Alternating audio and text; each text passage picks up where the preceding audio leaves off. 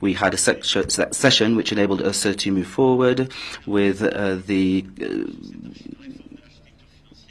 shared declaration on the financial architecture and a call to action that we will present at the G7 in a few months, and President Ruto will be there with me. So this must be led by captains of industry and leaders. We must work on geopolitical instability. We also need to ensure that we harness raw materials on the African continent. I think that all of the heads of state and government are aware of this. We need to lay the foundations of a shared response. So we need to ensure that there is greater responsibility of global economies to correct global imbalances. We must also affirm a strong ambition in a declaration and action plan, and to build an African structure which is more integrated, more effective, and more sovereign. This requires a change in methodology. We must also trust African stakeholders, strengthen the existing instruments and better coordinate them. In this respect, we have given a mandate to the African Development Bank to be the key stakeholder of this architecture and to develop based on an existing instrument whose headquarters is here in Nairobi, ATD, to ensure that we have an instrument which provides financial guarantees to enable investors right across the globe, African and non-African, to invest further in the continent. On this point, as I said, France will provide capital to ATD, and we will engage together so that within the African Development Bank, all African states who aren't around the table today will join us, and then together we will discuss this with the great economies of the world during G7 to bring about guarantees. As it relates to peace and security, we have a joint document, a final declaration, and we affirmed something that has been forgotten for too long. African solutions must be at the heart of African crises. The tools exist. We have regional frameworks, and we must support these fully. France will step up to the plate and will be a solid partner, and we will reaffirm our determination for sustainable political solutions in the Great Lakes region and in Sudan, because there is no development without stability. Our declaration reaffirmed that there cannot be sustainable peace in Africa without the absolute respect of sovereignty. We must do away with external interference, and we must do away with the privatization of security. And we also have collectively mobilized, and this is in our declaration, there is support for all members. Thank you to the Prime Minister that raised this around the table earlier on, so that we may support this initiative which seeks to do away with the abusive use of the veto at the UN Security Council. These are strong initiatives, and this message, I will take it to the headquarters of the African Union, where I will have a bilateral meeting with the President of the African Union Commission and the Secretary General of the United Nations, so that we may continue to support the Nairobi Declaration. Finally, several roundtables were organized on sectoral initiatives which have all built balanced and useful partnerships to strengthen the sovereignty of Africa. We have the creation of a financial vehicle which seeks to mobilize private investors, and this has been approved. We announced the launch of the Farm Plus initiative with PACO, which will carry out actions which are in line with the factors mentioned by the heads of state and government this morning. We need to support stakeholders so that we can ensure that we have more resilient agriculture, so that we can continue to innovate. We have the FASA fund, which is a multi-donor fund, and France will join this fund along with other French companies. In terms of the blue economy, we will support the development of a strategic sector with investments, infrastructure, training, upskilling. Many financial stakeholders announced their commitment to this, and there will also be a partnership among a number of countries and the National Maritime School. In terms of AI, we laid the foundations of a partnership between Africa and France to mobilize the potential of African countries to strengthen internet access with a number of projects, in particular projects, submarine projects that will link Africa to Europe, with innovation projects, with seed funds, with the creation of a network of Africa Forward AI clusters that will enable any African countries who wish to do so to develop AI that is sovereign, in line with what we mentioned with the President yesterday as it relates to youth. We have also collectively supported a grant program, a high-level grant program that will enable exchanges between African talent in France and French citizens in Africa. Finally, on health, the roundtables have enabled the launch of a number of initiatives, such as initiatives to support local production, Africa Initiative for Medical Access and Manufacturing, AIM 2030 of the World Bank, which will double local production on African soil by 2030. There are existing projects that we have begun to support that have been developed in South Africa, Kenya, in Rwanda, Egypt, Morocco, Senegal, Ghana, just to name a few. Technology transfer projects to ensure end-to-end production, and technology transfer for vaccines, where the Institut Pasteur will work with the Institut Pasteur in Dakar. And this will lead to concrete results so that we can build resilient health systems with investment in local production and training in a number of countries, with national platforms launched by a number of you here. Now, all of this will be detailed in the deliverables that will be published this evening on the website, and which will be presented by the Africa Forward Summit Board. In all fields, since yesterday, in absolutely all of these domains, we have already achieved concrete results, concrete mobilizations that have been signed throughout this summit and that we will continue to pursue. This is an essential milestone in the construction of new relationships between France and Africa. Africa is an immense continent. President, you gave us the figures to demonstrate this earlier on. It has been 10 years, and for some it has been 20, 25 years that we've heard many people say, oh, Africa, let us not forget that this is a continent with a great future.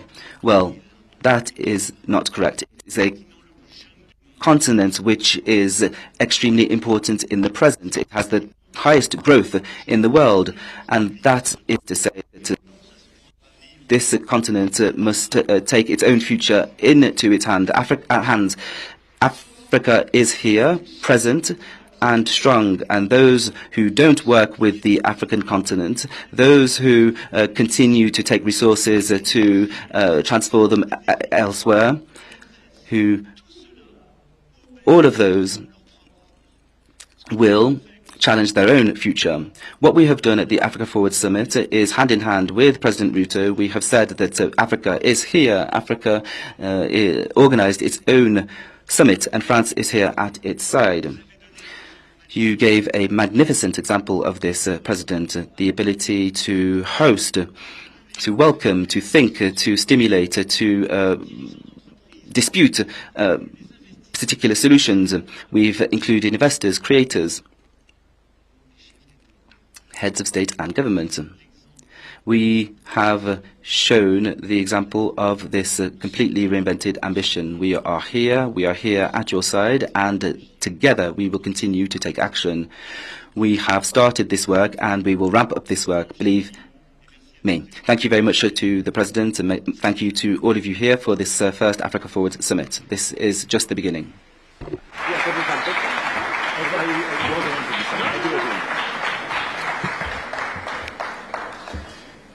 Yes, I'm informed that... On vient de me dire qu'il fallait passer un contrôle à présent.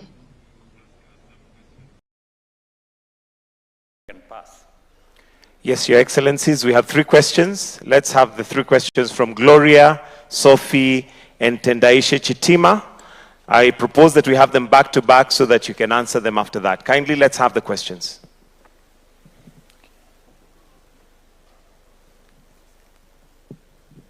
Thank you so no sound. 1,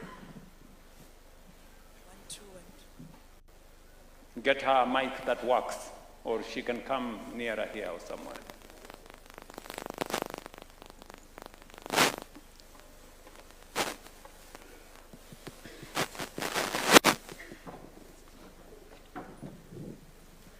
Thank you so much, President Macron and President Ruto. My name is Sophie Mkwena from the South African Broadcasting Corporation. My question is that there's a perception out there, particularly from the Africans on the continent, that the continent was shortchanged during colonialism, and we are likely going to do the same, see the same.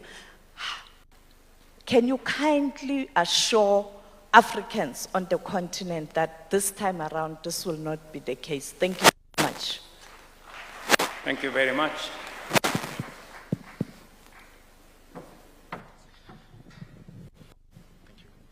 Bonsoir, messieurs les présidents. Anthony Lebos pour la chaîne française FM TV. Une question d'abord à tous les deux. Après les accords... So some major agreements, you've got the G7 upcoming, and Mr. Ruto, you will be representing Africa there. Question, what progress, tangible progress has been made? What do you expect to get at the G7 with the others present? And the second question for President Macron, and concerning the hantavirus risk, could you please tell us, is France ready to face another epidemic if this indeed constitutes? And we know that that there are lots of questions being asked about France's health protocols. Thank you. Thank you, Your Excellencies. I'm Gloria Musimbi on your far right.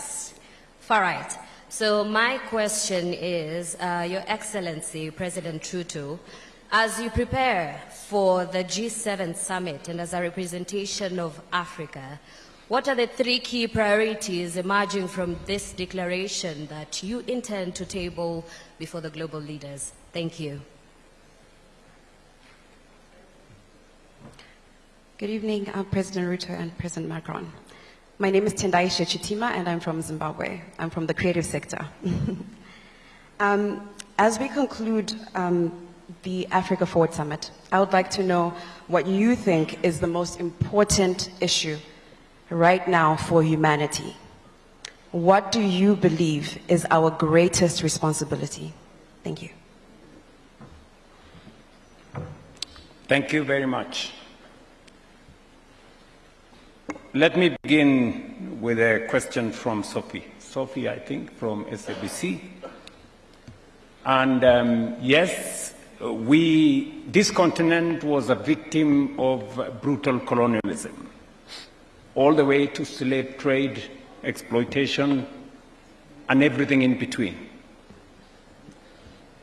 The African Union led in the charge for independence. We now have 54 independent states. You have asked us what assurance we can get that this will not be repeated again.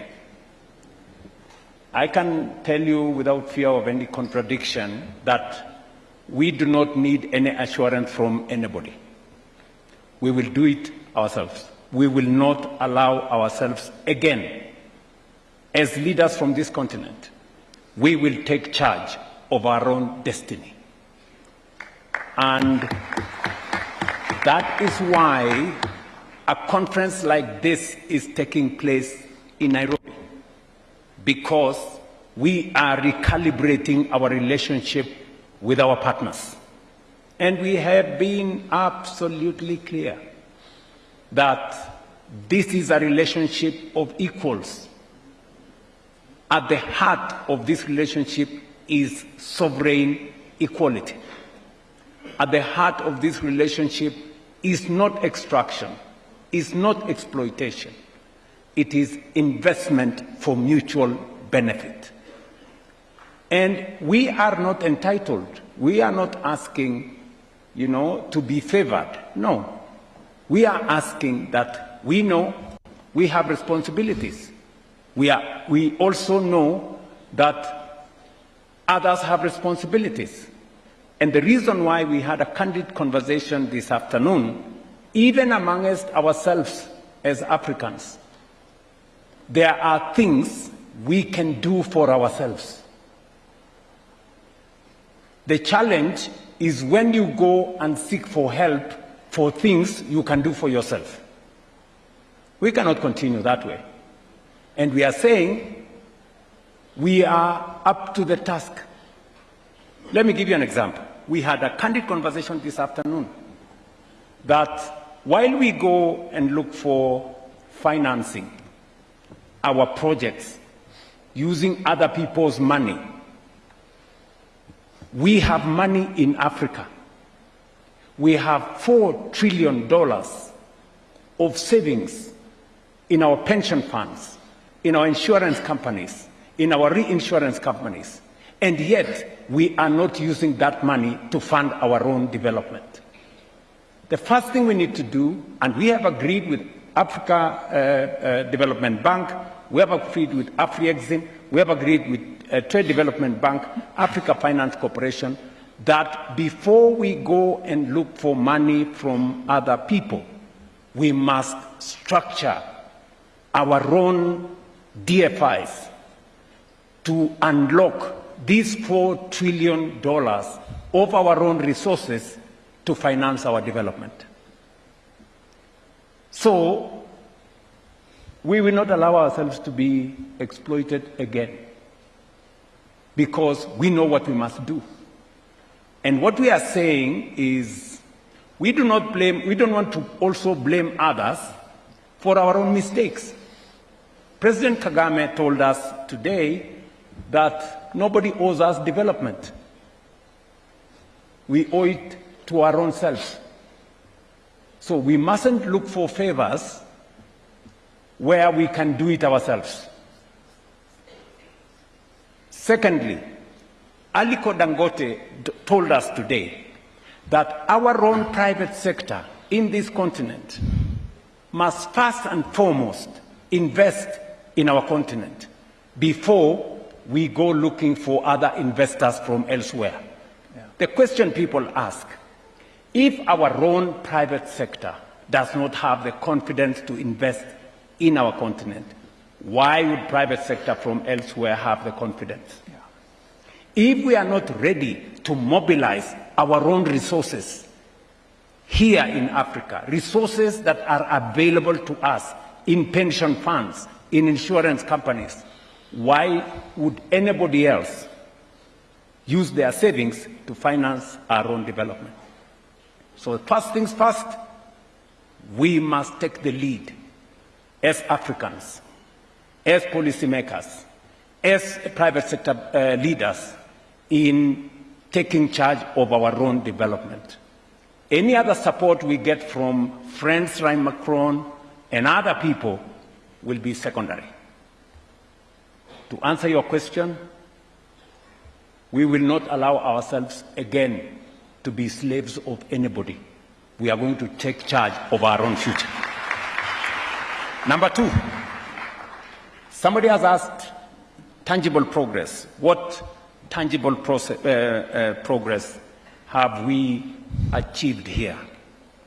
And how are we going to approach the G7? Let me say the following, that we have agreed on three fundamental things.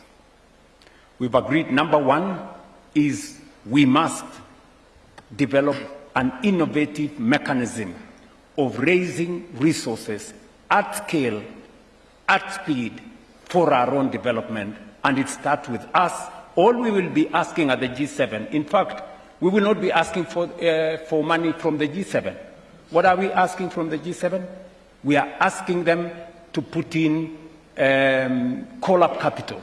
We are asking them to put in guarantee, not money. We will use our own institutions to mobilize resources to undertake our own infrastructure development. That's what we'll be going to the G7 to do. Simple. You know, in the past, we've been going to ask for aid and loans and things and more. We are saying there are things we can do by ourselves. Number two, we will be having a conversation as an outcome of this meeting on our human capital dividend. Our young people, the people of this continent, are the greatest asset that we have. They will form the workforce of the future, they will form the market of the future, and they will drive innovation, creativity, artificial intelligence, and technology. So we have one of the biggest assets. What we have agreed is, how do we make that, how do we build the capacity for that asset? Through education, through training, making sure they have access to the internet, making sure that they have access to technology. The rest, the young people of this continent can do it for us and for the globe. And finally, we have agreed on energy transition. That energy transition is not just going to be about energy. It's going to be both transition in development and transition in transformation itself. So energy being, because I have said in my closing statement, there is no region, no country that can industrialize in the dark. We need energy. So these are the three most important things that I see as a take-home from this conference. And I'm very, very proud of the outcome of this conference. And I want to thank my brother, Macron, for being here with us, using his network to work with us.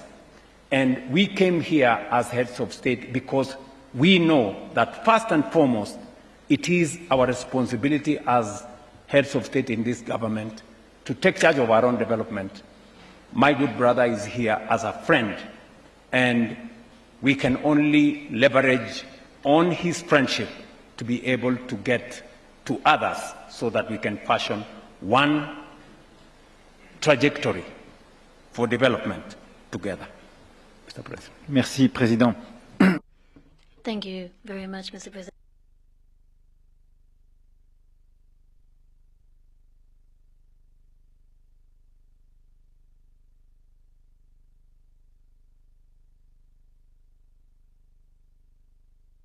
Really important to have a representative of the African continent there at the G7 when we're talking about international crises to solve, because Africa suffers from these crises as much as anyone else, and too often Africa is left out of these international discussions.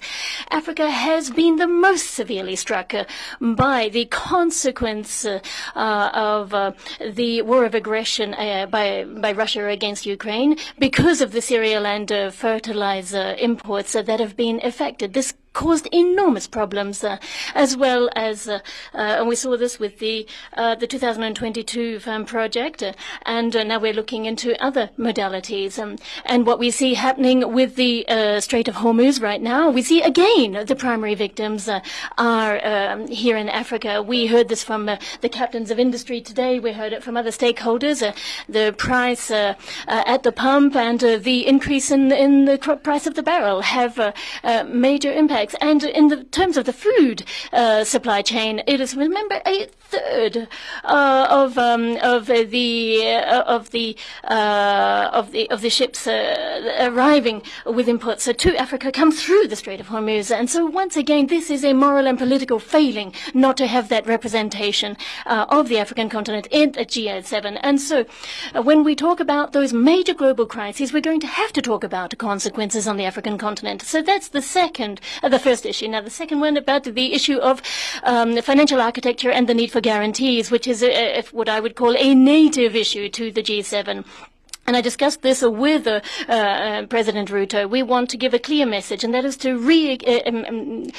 calibrate the global imbalance in this regard. At the heart of the G7's economic environment, the world in which we are working is focused on very problematic macroeconomic issues, overcapacity from China, issues from the USA, European perspectives, and not enough of this gets discussed with Africa's place on the whole value chain, agriculture, industry, you name it. If developed economies do not adhere to that agenda, and that's the first thing, we've got to get them to respect the rules. Secondly, then how would we even be able to hope to make a difference? And so all of the G7 and their partners like India, Brazil, South Korea, and others who are invited to the G7, it's important for all of those countries to adhere to that agenda. And it's not the G7 countries that are mostly doing this. But when it comes to raw material exports, for example, when you look at primary commodities and rare earths, we've got to make sure that Africa is part of the conversation. We have a shared agenda for the G7 and for Africa, which is of great strategic importance. And now, in some ways, we've got to counter the predators of the 21st century, those who want to get their hands on Africa's resources and retain the global market control. So this is something really concrete that we're going to discuss. We have a shared strategy to make sure that Africa is further up the that value chain and can play its full part as a sovereign player. And so that's why we're going to the G7 together, and also because we want to have maximum support among the G7 members for this mechanism for guaranteeing guarantees that we want to expand across the continent. There are some guarantees that already exist that would cover primary losses, and some member states based in the region are already part of that. We've got the African Development Bank, who comes off with one vehicle for everybody. It'll be a Pan-African vehicle, which means that when capital is guaranteed, that means that our infrastructure investments via the African Development Bank will be guaranteed, and this will attract more private sector investment because those guarantees will be in place. This is something extremely concrete, very tangible, and it's something that we are very excited about. And the second question was the health risk associated with the hantavirus, and I was discussing this with the Prime Minister when the first cases appeared, and obviously we've seen an acceleration of events over the weekend, and the Prime Minister and the government have taken the right decision. The Minister of Health has said at several times the best experts have been consulted, as we always do when it comes to making decisions like this. And France has a very rigorous case tracing protocol, and it takes into consideration all of the scientific data that we have concerning the incubation period and the initial stages of infection. And building on that, the government is setting up very rigorous health protocols, and countries like Spain and other countries who have had experience in this. Remember, this is a known virus, so it's different to what we've just been through a few years ago, but we've learned a lot from COVID-19 and that epidemic, and so the government is taking the right decisions. The situation is currently under control thanks to our the work that's been done, and we thank those who've been so responsive on this. And now at the European level, I'm thinking that an EU-wide protocol might be, and then also the the World Health Organization is going to have to issue its own recommendations, but we're still working on the evolving situation. Very latest question, which, if I understood properly, was directly addressed to me and was in a certain way more political and personal. If you ask me, in my regard, what is the most important issue for humanity and my main responsibility, I would probably answer you, our children.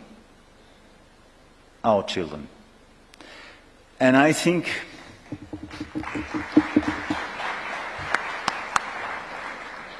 Because we can take a lot of decisions. Some of them are sometimes largely too short-term driven. It could be a necessity. And sometimes you have to take, I would say, the second best decision because we all decide under a lot of constraints. But the most important decisions we take in our capacities, and I think it's true for head of state at governments and business leaders, entrepreneurs, artists, is when you try to take into consideration the long run. And I think a lot of decisions we took today are for the long run because they are very demanding and we are transforming a lot of things. But this is not a reason not to take them. And I think the main transformation are the one you decide when you are precisely inspired by the next generation and our children. And I think this is a question of fairness as well. Because the only one not to be present in this room are our children or the children to be born. And this is why they are the one to inspire us. And they are the one that we have to take into consideration in our decisions because they are not yet around the table. And this is why when we speak about education and health, economic opportunities, Africa's opportunities, when we speak about peace, when we speak about as well how to protect children and teenagers against inappropriate content, especially in the digital environment, we are doing the most important things. So my main responsibility is to do my best for our children.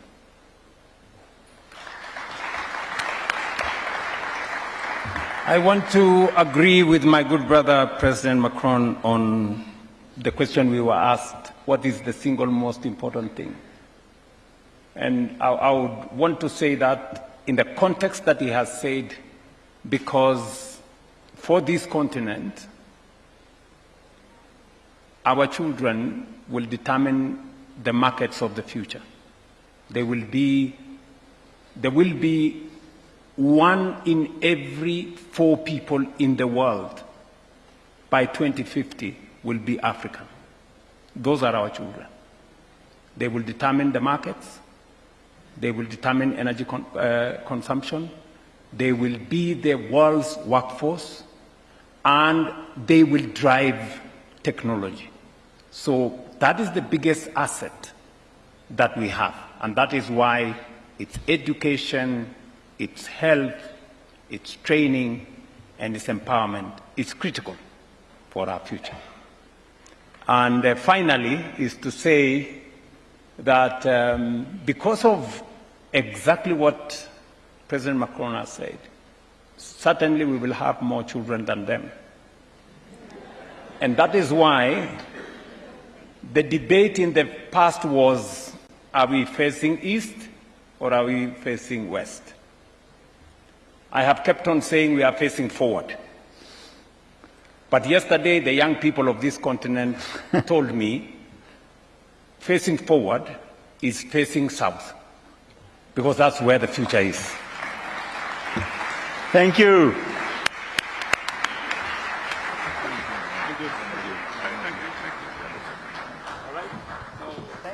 I request that we now be upstanding. Can we give another warm clap to the chairs of the Africa Forward Summit? We'll be upstanding to bring this summit to a close. Your Excellencies, we'll have 3 anthems. We'll start with the French national anthem, the AU anthem, and the Kenyan anthem. Ask the presidents to come here. We do the national anthem. All right, all the presidents to kindly come for a photo op, and leaders of delegation, presidents and leaders of delegation, kindly to come for a photo op. Peter, if we can have the teleprompter posts removed, please.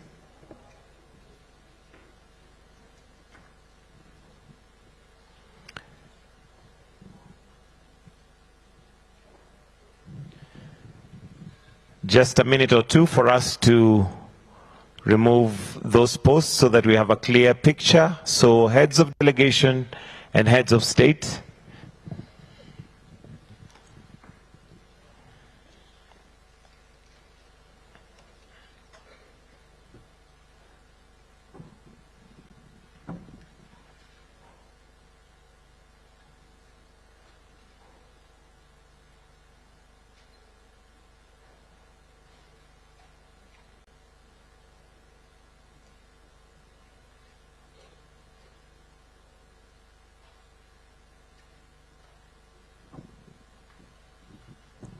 And when it needs to be removed the most, it refuses. But there you go, it's now done.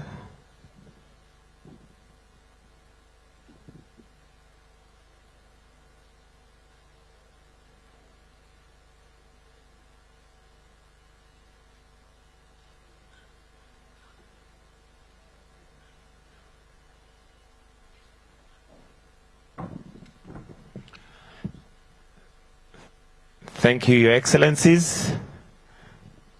The anthems.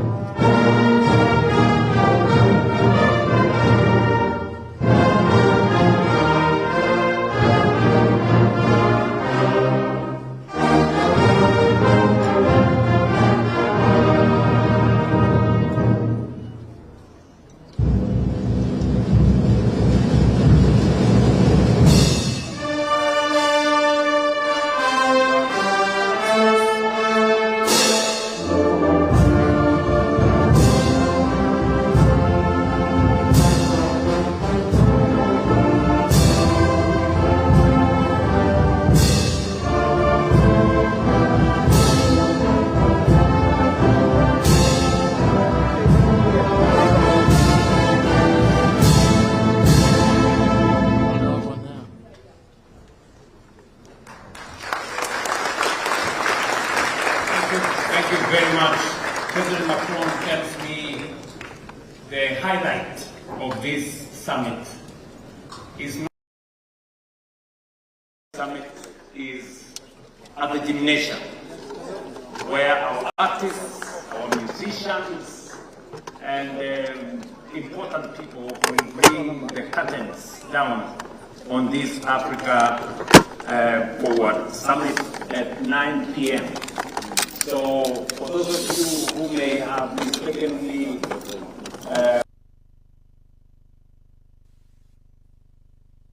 is somewhere else. The closing ceremony is somewhere else. So welcome to Kasarani at the gymnasium. There is space for about 6,000 people, so you're most welcome. Let us allow the Excellencies to